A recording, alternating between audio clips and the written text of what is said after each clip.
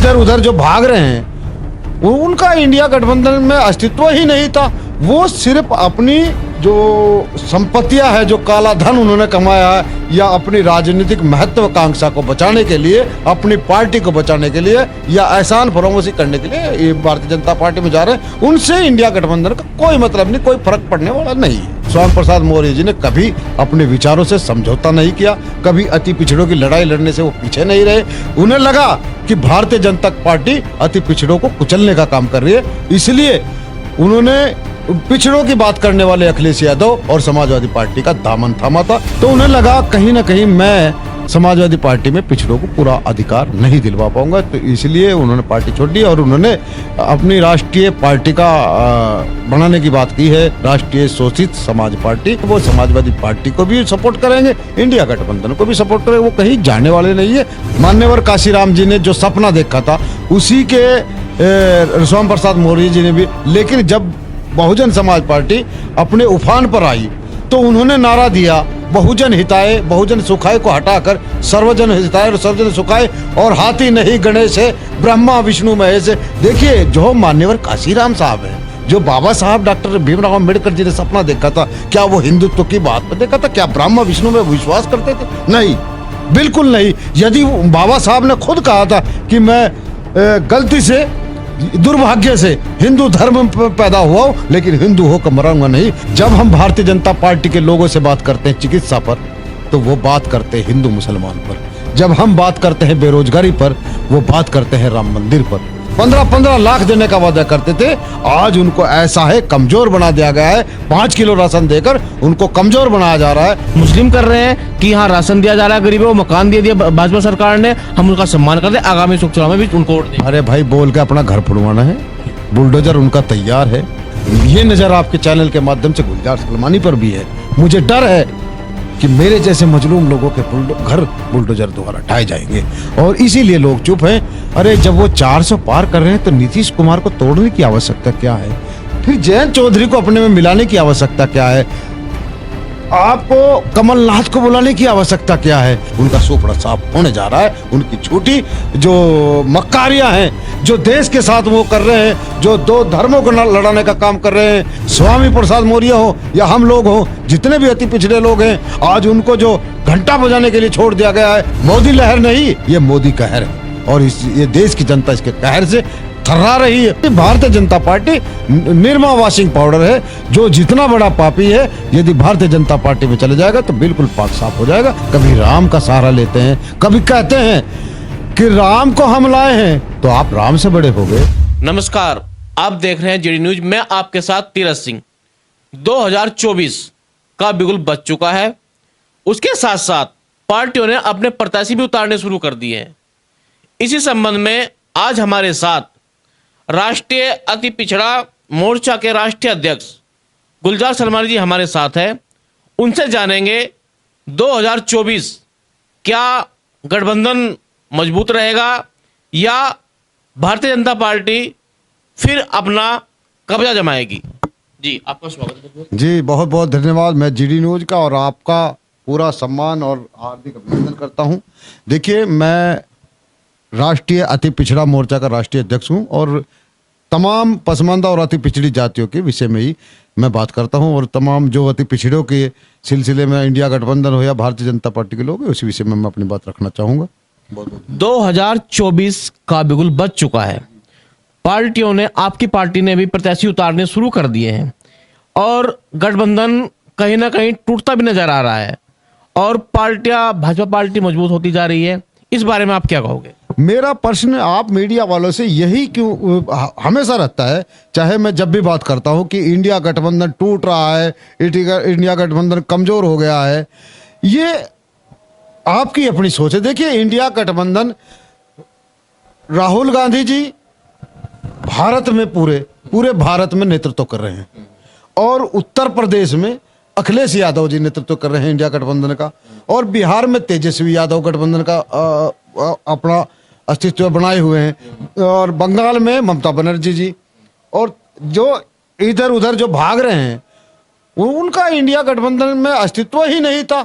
वो सिर्फ अपनी जो संपत्तियां है, जो काला धन उन्होंने कमाया है, या अपनी राजनीतिक महत्वाकांक्षा को बचाने के लिए, अपनी पार्टी को बचाने के लिए, या एहसान फरामोशी करने के लिए ये भारतीय जनता पार्टी में जा रहे हैं, उनसे इंडिया गठबंधन का कोई मतलब नहीं, कोई फर्क पड़ने वाला नहीं है। आप ये कह रहे हैं कि काला धन बचाने के लिए पार्टियां छोड़कर जा रहे हैं। अभी हाल ही में स्वामी प्रसाद मौर्य ने भी पार्टी छोड़ी है। क्या वो अपना काला धन बचाने के लिए पार्टी छोड़ी है? आपने उनका बयान शायद नहीं सुना होगा। कल ही उन्होंने प्रेस कॉन्फ्रेंस करके कहा कि मैं इंडिया गठबंधन के साथ हूं और साथ रहूंगा। जहां तक मेरे अखिलेश यादव जैसे हैं, मेरा मन भेद नहीं है, वैचारिक भेद है। और मैं जैसे अभी वो बड़े नेता हैं, राष्ट्रीय महासचिव हैं थे समाजवादी पार्टी में, और उन्होंने हमेशा अति पिछड़ों की लड़ाई लड़ी है, चाहे वो बहुजन समाज पार्टी में रहे हों, भारतीय जनता पार्टी में, ऐसी पार्टी में जहां पिछड़ों को एक दोयम दर्जे का व्यक्ति समझा जाता है, उनके हक अधिकारों का हनन होता है, वहां पर वो भारतीय जनता पार्टी में भोले भटके गलती से वो चले गए थे। लेकिन उन्होंने, स्वामी प्रसाद मौर्य जी ने कभी अपने विचारों से समझौता नहीं किया, कभी अति पिछड़ों की लड़ाई लड़ने से वो पीछे नहीं रहे। उन्हें लगा कि भारतीय जनता पार्टी अति पिछड़ों को कुचलने का काम कर रही है, इसलिए उन्होंने पिछड़ों की बात करने वाले अखिलेश यादव और समाजवादी पार्टी का दामन थामा था, इस उम्मीद और विश्वास के साथ कि अति पिछड़ों को हक अधिकार मिलेगा। उनका सपना था पिछड़ा, दलित और अल्पसंख्यक, जो राजनीतिक व्यवस्था से वंचित जातियां हैं, मैं उनको इकट्ठा करूं, और जो फर्जी धर्म के नाम पर नफरत जो फैलाई जा रही है, उस नफरत को हटाकर। अति पिछड़ा को तो सम्मान बसपा में भी मिल रहा था, लेकिन वो बसपा को भी छोड़ के भागे। अति पिछड़ों को सम्मान, ये सब शुरुआत मान्यवर काशीराम जी की देन है। मान्यवर काशीराम जी ने जो सपना देखा था, उसी के स्वामी प्रसाद मौर्य जी ने भी। लेकिन जब बहुजन समाज पार्टी अपने उफान पर आई तो उन्होंने नारा दिया, बहुजन हिताय बहुजन सुखाय को हटाकर सर्वजन हिताय और सर्वजन सुखाय, और हाथी नहीं गणेश है, ब्रह्मा विष्णु महेश है। देखिए, जो मान्यवर काशीराम साहब हैं, जो बाबा साहब डॉक्टर भीमराव अम्बेडकर जी ने सपना देखा था, क्या वो हिंदुत्व की बात पर देखा था? क्या ब्रह्मा विष्णु में विश्वास करते थे?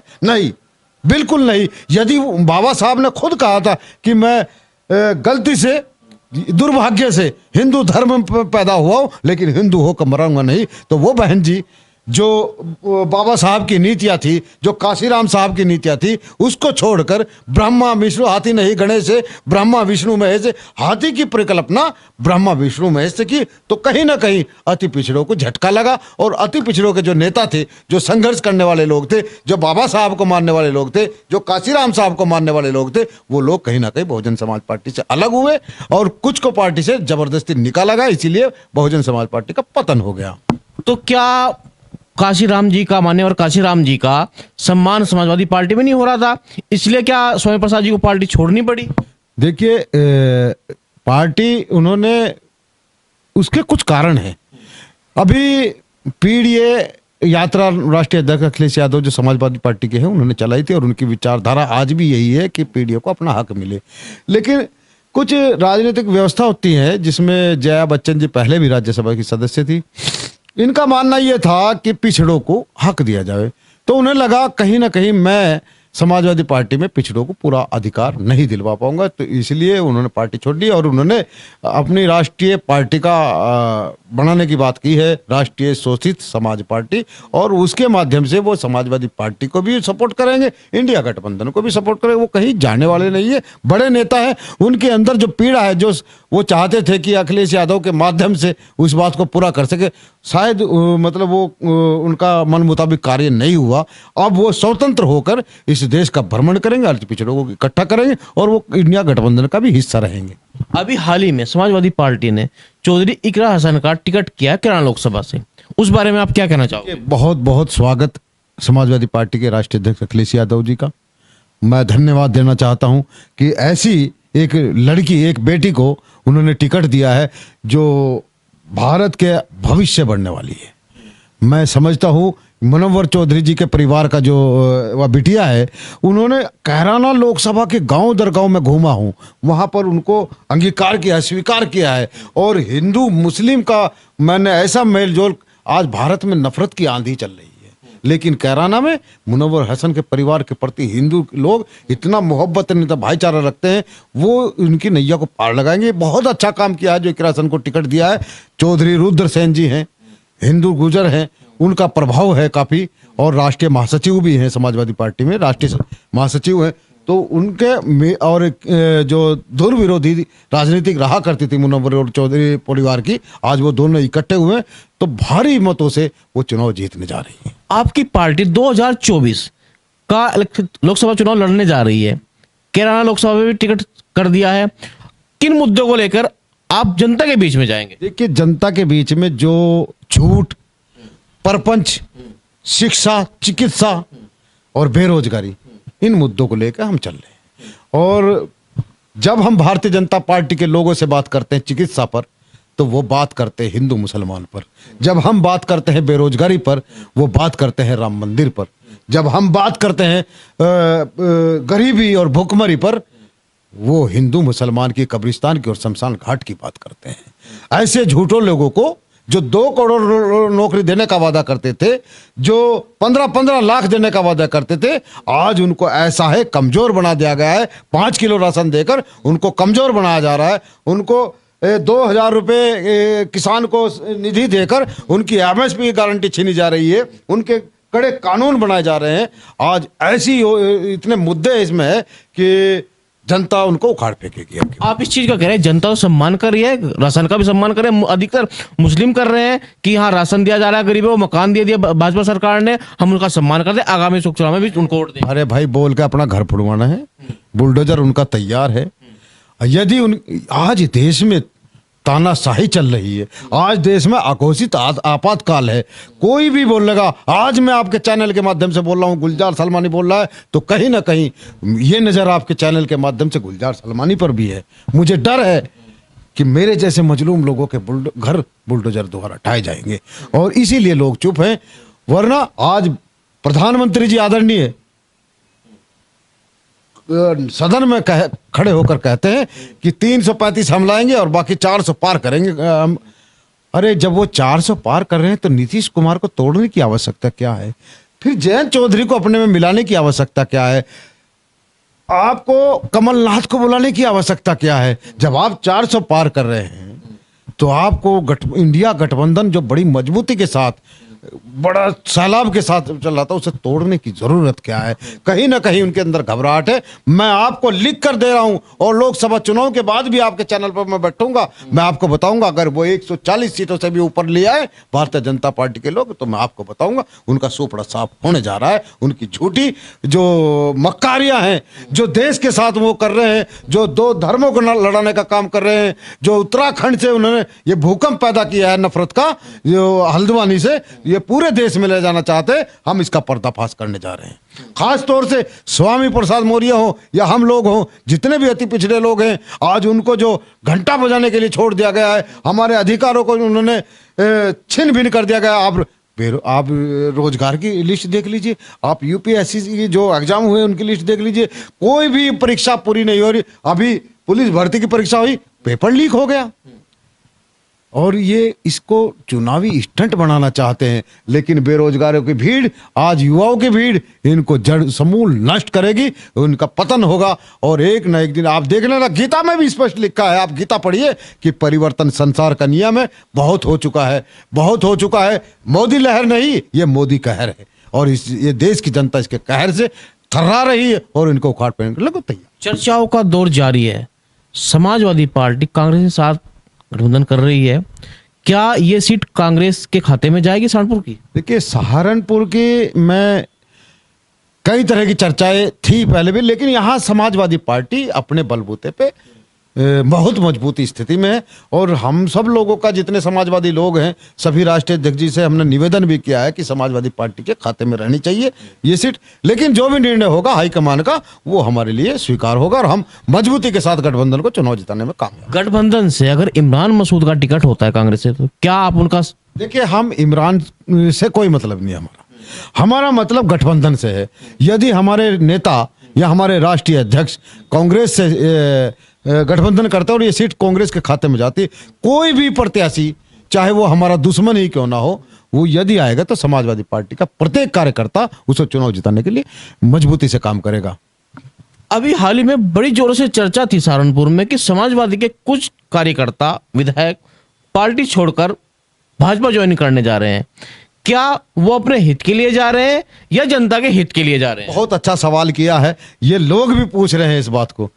आपको मैं बता दूं, इन लोगों को डराया गया है, ईडी सीबीआई से ये डरे हुए हैं क्योंकि इन्होंने कुछ अनैतिक कार्य किए होंगे।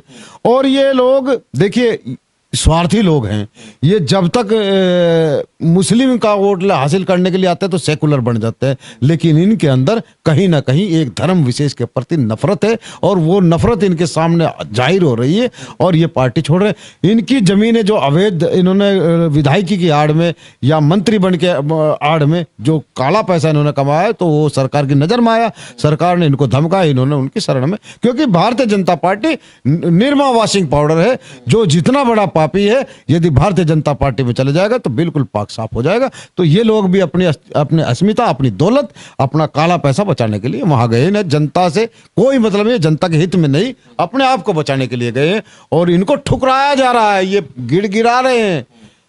देखिए यहाँ कितना बड़ा सम्मान मिलता था समाजवादी पार्टी में और वहां वो पैरों में लिटे हुए हैं, गिड़गिड़ा रहे हैं, लेकिन अब भी शामिल नहीं हो पा रहे हैं। और मैं समझता हूं कि इनको इनके किए की सजा मिलेगी। आपने कहा इनको इनके किए की सजा मिलेगी, इनके किए की सजा जनता देगी या पार्टी देगी? देखिए लोकतंत्र और संविधान देगा। जो इन्होंने किया है अपने आप को, ये जो बचाने जा रहे हैं, ये सोच रहे हैं कि निर्मल गंगा है भारतीय जनता पार्टी और ये साफ हो जाएंगे, कल परिवर्तन होगा तो इनसे हिसाब किताब पूरा होगा। 2024 जहां प्रदेश में, जिले में कहीं बोर्ड की लड़ाई, कहीं किसी चीज की लड़ाई, कहीं धर्म की लड़ाई, उन चीजों पे लड़ाई हुई है, क्या उन मुद्दों को लेकर भी समाजवादी पार्टी चुनाव के बीच में रहेगी? देखिए समाजवादी पार्टी तमाम धर्मों, तमाम वर्गों, दलित, शोषित, पीड़ित, तमाम समाज को साथ लेकर चलती है। और जो ये लोग एक धर्म विशेष से नफरत करने वाले नफरतवादी लोग जो आज सत्ता में बैठे हुए हैं, कभी राम का सहारा लेते हैं, कभी कहते हैं कि राम को हम लाए हैं, तो आप राम से बड़े हो गए। भगवान राम सृष्टि की रचना करने वाले हैं, तो ये राम, इनकी हैसियत है, ये राम को ले आएंगे। राम कण कण में विराजमान है, आप धर्म ग्रंथों में पढ़ लीजिए। ऐसे लोगों को या हिंदू मुस्लिम एक होकर इंडिया गठबंधन के साथ मजबूती के साथ खड़े होकर इनको उखाड़ फेंकेगा और 2024 में इंडिया गठबंधन की सरकार बनेगी। आप प्रधानमंत्री किसे देखना चाह रहे हैं 2024? देखिए प्रधानमंत्री इनके पास एक, सिर्फ एक, अगर वो चला गया तो कहां अनेक। इंडिया गठबंधन के पास बहुत सारे नेता हैं, बहुत सारे ऐसे लोग हैं जो इस देश को चला सकते। जब एक चाय वाला कहता कि मैं चाय वाला हूं और देश चला रहा हूं, तो एक हार्वर्ड यूनिवर्सिटी में पढ़ने वाला लड़का तो देश नहीं चलाएगा। एक अखिलेश यादव जो शिक्षित है वो देश नहीं चला सकता। मैं समझता हूं कि बहन, मैं आपको एक चौंकाने वाली बात बता रहा हूं, बहन जी भी इस देश की प्रधानमंत्री बन सकती, वो भी होगी। बहुत सारे चेहरे हैं और समय आने पर सब इकट्ठे होंगे। लेकिन बहन जी तो गठबंधन से दूर है। अरे बाप भैया, सीबीआई ईडी क्या करे, इस देश में आपात लगा है। आज सब लोग, बहुजन समाज के लोग, नेता हो या जनता हो, वो परेशान है, वो कुछ बोल नहीं पा रहा है। जिस दिन चाबुक चलेगा तो सब बहुजन समाज इकट्ठा होगा, बहुजन समाज पार्टी के नेता सब एक मंच पर हैं। ऐसा नहीं है, यदि ये जिस तरह देख रहे हैं तो इनको भी इनकी चाल से हम मारने का काम कर रहे हैं। 2024 में अपनी जीत गठबंधन की पक्की बता रहे हैं। यह तो आने वाला वक्त ही बताएगा कि गठबंधन, इंडिया गठबंधन मजबूत रहेगा या भारतीय जनता पार्टी मजबूत रहेगी। धन्यवाद। जीडी न्यूज की सभी वीडियोस देखने के लिए यूट्यूब पर सब्सक्राइब कीजिए जीडी न्यूज चैनल को और फेसबुक पर वीडियोस देखने के लिए जीडी न्यूज चैनल को लाइक और फॉलो करें। धन्यवाद।